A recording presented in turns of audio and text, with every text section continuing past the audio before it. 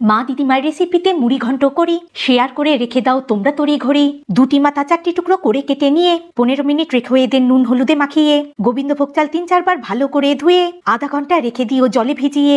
হলুদ, লাল লঙ্কা, কাশ্মীরি লঙ্কা আর জিরের গুঁড়ো নিয়ে ভালো করে গুলে রেখো একটু জল দিয়ে। সর্ষের তেল গরম করে সব মাথা ভাজার পরে নুন হলুদে আলু ভেজো এমন টুকরো করে।